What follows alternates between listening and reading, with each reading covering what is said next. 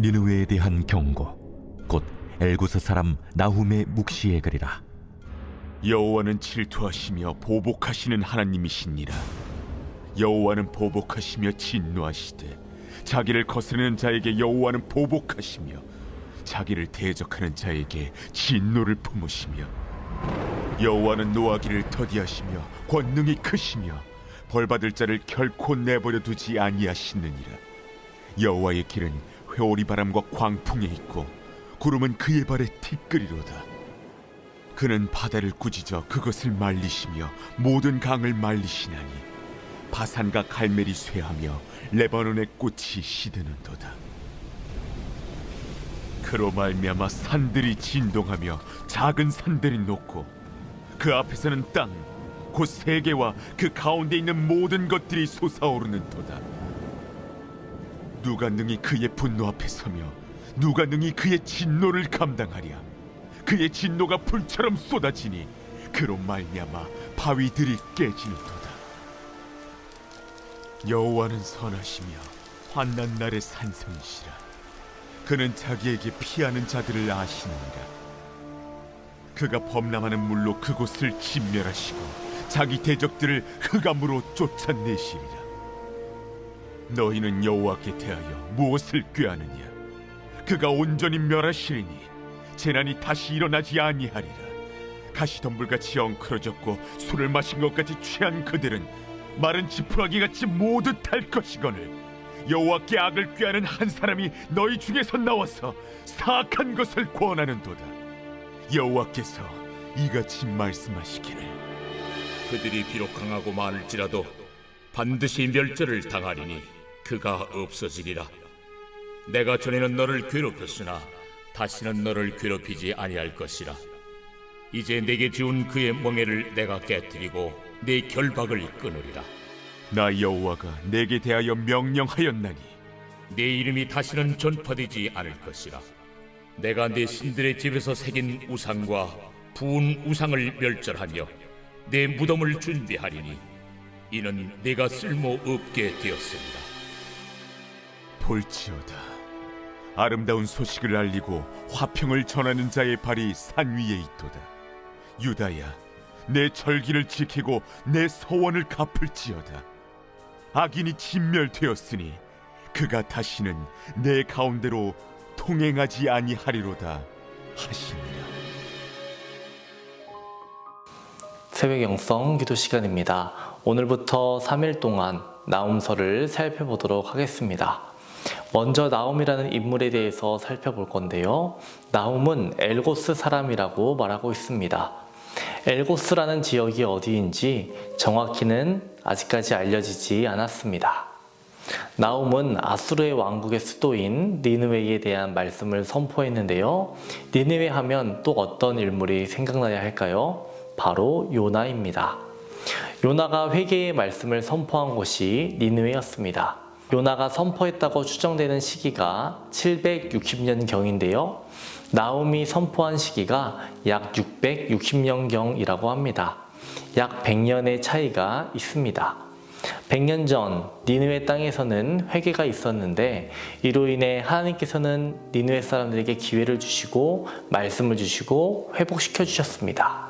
하지만 이스라엘과 유다와 마찬가지로 니느웨의 신앙의 모습은 변질되었고 사람을 핍박하고 압제하는 모습으로 바뀌었던 것으로 보입니다. 지금 이 시기 660년경은 아수르가 맹위를 떨치던 시기로 보입니다.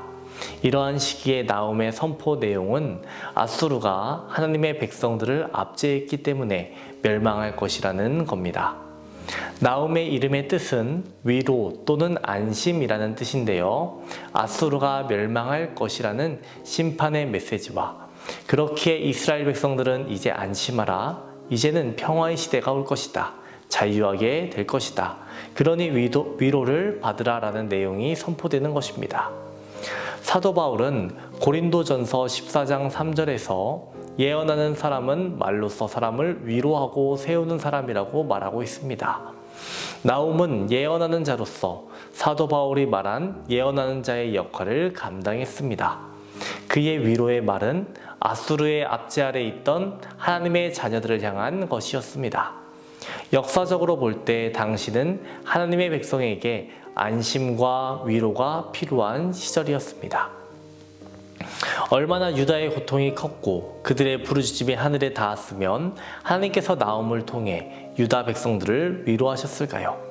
하나님은 위로하시는 하나님, 사랑의 하나님이십니다. 나홈은 이스라엘을 위로하면서 하나님의 속성에 대해서 말하고 있는데요. 하나님을 질투하시며 진노하시는 분이라고 말합니다. 위로하시는 하나님과 질투하시는 하나님 이 사이에는 어떤 관계가 있기에 나홈은 위로하시는 하나님과 질투하시고 진노하시는 하나님의 개념을 같이 사용하고 있는 것일까요? 하나님께서는 백성들을 사랑하시기에 위로의 말씀을 주시는 것이고 자녀에게 고통을 주는 이들에게 벌을 내리시는 진노하시는 모습을 보여주신다라는 겁니다. 우리들은 질투라는 말을 사용하면 부정적이라고 생각합니다. 그런데 질투라는 말이 꼭 부정적인 의미만 있는 것일까요? 만약 하나님의 질투가 없었다면 인류는 멸망했을 겁니다. 죄를 짓고 하나님을 떠나가는 사람들을 하나님께서 포기했다면 지구는 덩그러니 홀로 존재했을 겁니다. 우리는 하나님의 질투에 대한 다른 표현이 하나님의 사랑임을 기억해야 합니다. 나홈은 사람들에게 하늘의 구름이 하나님의 발 티끌과 같다고 말했는데 이것은 이스라엘 사람들이 길을 걸을 때 발 아래에 먼지가 일어나는 현상을 인용해서 하나님의 광대하심을 일깨워주는 말이었습니다. 또 바다를 꾸짖으시면 바다가 마른다라고 말씀하십니다. 뿐만 아니라 하나님이 임재하시면 산들이 진동한다라고 말합니다. 이러한 표현들은 모두 역사에서 이스라엘 백성들이 경험했던 내용들입니다. 바다가 갈라지고 하나님이 산에 임재하시고 이러한 일들이 있었습니다. 이런 하나님을 당할 수 있는 사람이 어디 있겠습니까? 하나님의 진노 앞에서 벗어날 자가 없습니다. 하지만 이러한 진노에서 벗어날 자 누구겠습니까? 하나님에게 피하는 자들입니다. 그들은 안전합니다. 하나님에게 피하는 자들은 안전하다라고 하나님은 말씀하십니다. 니느웨에게는 두려움의 심판이겠지만 유다에게는 아무것도 아니라는 것입니다. 하나님이 나의 산성이시라니 하나님의 백성에게는 위로가 되는 것입니다. 여러분 항상 생각하시기 바랍니다. 주님은 나의 산성, 나의 요새, 나의 힘이십니다. 주님이 내 편 되시니 내가 주님 편이니 어렵지만 힘들지만 이겨내겠습니다. 우리를 위로하시는 주님, 우리를 찾아오시는 주님을 의지하겠습니다. 이렇게 고백하는 저와 여러분 되시기를 주님의 이름으로 축원합니다. 오늘은 목요일입니다. 목요일 공동기도 제목은 다음 세대와 가정을 위한 기도입니다. 먼저는 우리의 자녀들이 예배의 자리를 떠나지 않고 하나님을 경외하는 삶을 살게 해달라고 기도해 주시고 가정이 주님 안에서 건강하고 말씀 위에 세워지게 해달라고 기도해 주시기 바랍니다. 기도하겠습니다. 우리의 힘과 능력이 되시는 주님, 오늘도 우리와 함께하여 주시옵소서. 어렵고 험난한 세상 속에서도 믿음으로 굳건히 설 수 있게 도와주시옵소서. 주님이 나와 함께 하심을 날마다 고백하며 살아가며 예수님만 높여드리는 성숙한 그리스도인 되게 하여 주시옵소서. 오늘은 다음 세대와 가정을 위해 기도합니다. 다음 세대가 하나님 앞에서 바로 서게 하시며 믿음의 사람, 기도의 사람, 말씀의 사람으로 세워지게 하여 주시옵소서. 세상 풍조와 가치관을 따라 사는 것이 아닌 하늘의 소망을 두며 살아가게 하여 주시옵소서.